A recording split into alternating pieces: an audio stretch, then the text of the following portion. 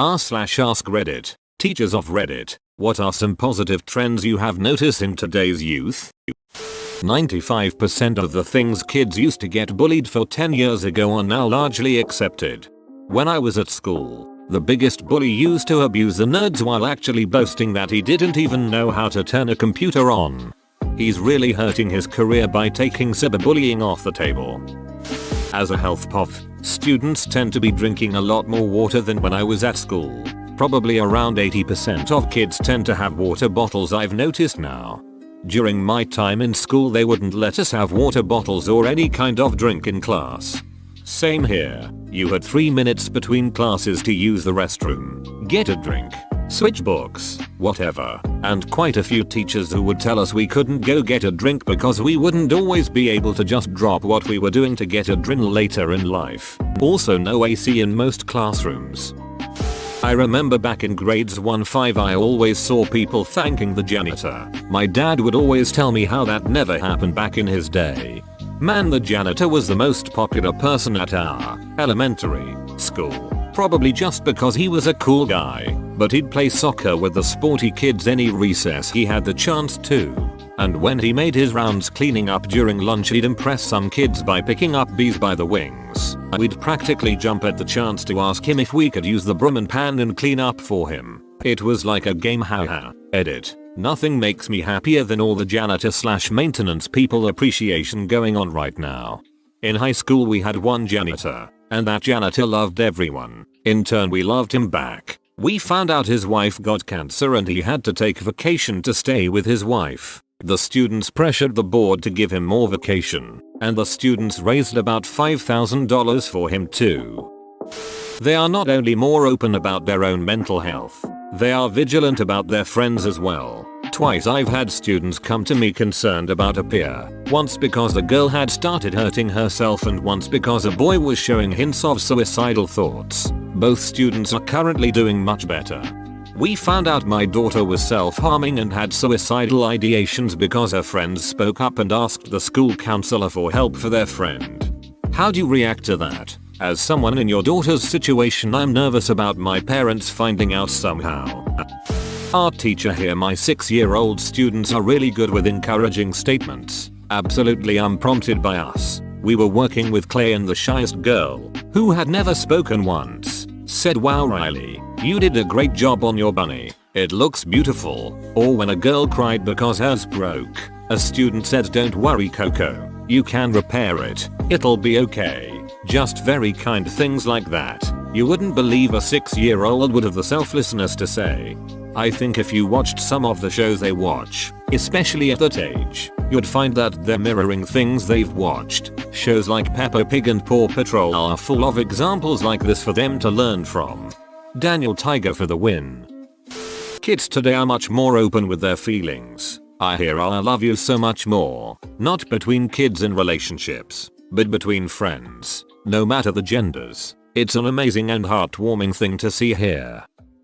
This will be my 4th year working with kids with disabilities. The severity ranges from mild to severe. Not once in my 4 years have I ever had a kid ask, "What's wrong with him?" I've never had a high functioning individual question someone else, and I really like that. Being kinder to animals. Jerks I grew up with used to hit strays with stones and sticks.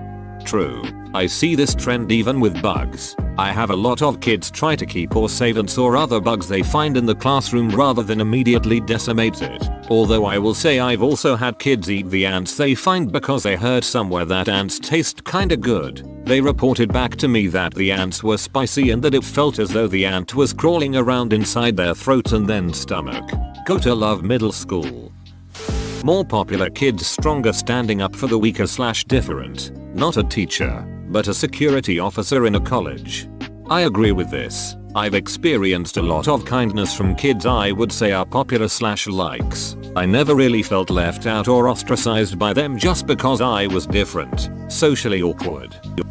I'd say they're better at forming their own opinions on issues and morals, which I would largely attribute to their access to the internet and thus getting to see and hear a wider variety of viewpoints. I remember when it used to be that my dad likes Bush so I like Bush kind of thing, but now I hear kids have actually individual viewpoints and intelligent conversations about world issues. Plus, I feel like they're more open and honest. It's not uncommon for kids to tell me how they're feeling or what's going on with them in their personal lives or what they think of what's going on with the class or me. Usually all of this without any prompting. It helps me adjust to what they need and feel and want, and also just helps us build that bond. When I was their age, 7th grade, I was a steel trap when it came to talking to teachers about what was going on with me, and pretty much all my peers were the same.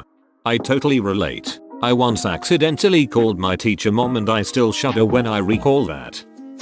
I teach 2nd grade. They are much kinder and they are much better readers than kids even 10 years ago. Kinder, absolutely. My 2nd grader accidentally peed before he had pulled his pants all the way down, went to the bathroom too late. He was mortified to go back to class and was crying while the teacher was looking for something he could wrap around himself. A boy stood behind him to block the sight of his wet clothes. Another boy stood in front of him, and a third boy told him that happened to me once in kindergarten. I was embarrassed too. A single child laughed. When I was in 2nd grade, I can guarantee that everyone would have laughed at me for days or weeks.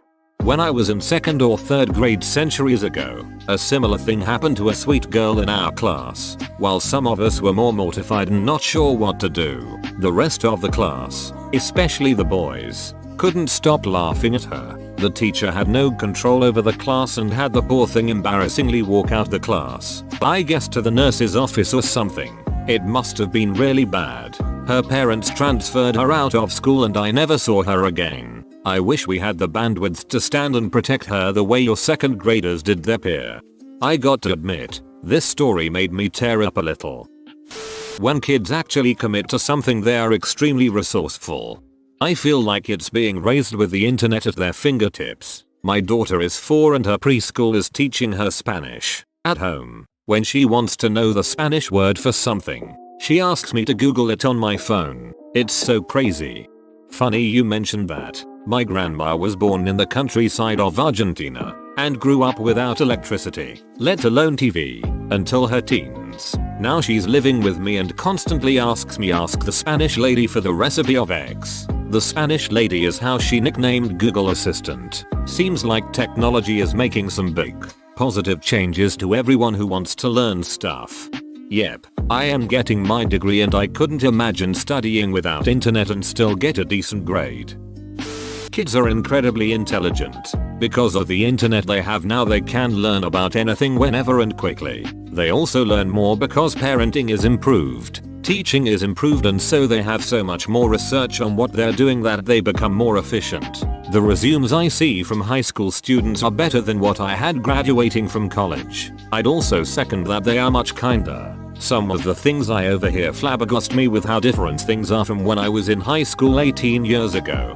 We're consistently teaching more life skills in high school as well. We teach resume writing in my senior English class, conduct mock interviews with real companies. Our state requires a financial literacy course for a diploma, etc. Students want to learn. This is something many people misunderstand, especially some teachers. Students want to learn, but education is so slow to respond to society, especially technology, that we're asking 21st century students to learn in a mid to late 20th century pedagogy. My school still argues about cell phone policies. Instead of embracing phones as the amazing resource they are, our district talks about going one-to-one with laptops, when it would make more sense to integrate proper smartphone use into curricula. Honestly, we have almost an entire generation that walks into classrooms with the most important communication and learning device ever created, and we tell them to put them away. Edit. There is a famous quote about schools I like to remember. If you want to walk through a museum, walk around a high school. This is an excellent position. I will never understand why people are so afraid of technology. Empathy. Children today are much more empathetic. I teach 5-6-year-olds and had 3 special needs children in my class this past year, with one being quite extreme. The children quickly picked up that child needed extra attention and would ask if they could help as well. These children give me hope, y'all. Beating heart. They're more aware of the general goings on in the world and have a strong sense of justice. Along with that, as others have mentioned in this thread, they are more accepting of differences. The bully victim trope is less of a thing now, where I am, at least, and kids usually love and let live. The flip side of this is that a lot of kids are getting faulty information and a lot of them carry fairly shocking, uninformed opinions because of what they've heard or read on the internet. Yeah, this second paragraph is sadly very true. I will also say that it's true of many adults as well though lol. In my experience, adults are far worse about being able to decipher truth on the internet than youth. They're more pragmatic about the choices they make, taking measures to reduce the amount of student debt they are going to accrue. They are also much more accepting of people of other cultures, much less discrimination it seems. This is probably going to get lost, but I teach emotionally disturbed kids who can't attend mainstream high school because of their behavior. These are kids that treat the majority of the people that they interact with like shit. They use slurs and swear and can just be all round horrible to each other. We have one kid who's full on autistic, but the parents refuse to have him diagnosed, so he's with us, not in an autism unit. They don't say a word to him. They listen to him rant about chickens and rabbits and even ask him questions about it. It's so bizarre to see kids frothing at the mouth and calling me a ducking dunt and then gently redirecting the autistic kid away. They're so much more accepting of disabilities than my gen was. It's great. I have noticed that my freshmen, for the most part, tend to be very open, I guess is the right word. They seem to readily share their thoughts, ideas, problems, etc. with each other. They put each other's thumb fingerprints in their phones, readily share them, and don't really have anything to hide. They are also super honest and upfront with me. I don't know if this is truly going to turn out to be a positive thing in the long run, but their expectations of privacy are very different than mine. I think it is an offshoot of social media culture. I've said that about my kids and their friends. These generations are unblackmailable. This is a wonderful thing, because so many horrors come from shame and secrecy. There's been so much evil done in the past through manipulating people using shame, from the blackmailing of gays, to self-hatred and its projection. But I can't see it happening anymore. These kids won't have it. They are open about their problems, and they are incredibly supportive of each other during difficulties. They're growing into adults that just are not motivated by those fears or those secrets. It's amazing. I love the young. Acceptance is definitely the biggest one. I teach 8th grade and had a transgender boy who came out over the summer. One of the most popular boys in school and him formed an incredible friendship and even dressed as each other one day for fun. The really popular kid is a preppy jock, and the other boy is totally punk rock. And this is just one story of many. Yes, there are still those a-hole kids who target anyone who is different, but they're now in the minority. Collaborative learning through taking class notes on things like shared Google Docs. Students add in comments where they don't understand parts of a lecture, and other students will explain. Edit. Wow, this brought amazing conversation. Thank you for the silver and gold. Fantastic humans. As a teacher, sparking discourse is fantastic. Ask questions and stay collaborative. Friends. I do sex ed for 14-16-year-olds. They always ask how to satisfy the opposite sex and seem less selfish. Probably because TV and movies have made the joke about the unsatisfied spouse for like 30 years. Boomers. I hate my wife. Millennials. I hate my life. Gen Z. Yeet. I'm a 27-year-old teacher of Gen Z kids and this is so accurate. The most accurate thing is that they forgot about Gen X. We don't talk about Gen X. Boomers making jokes about how boomers lack empathy, even in the bedroom.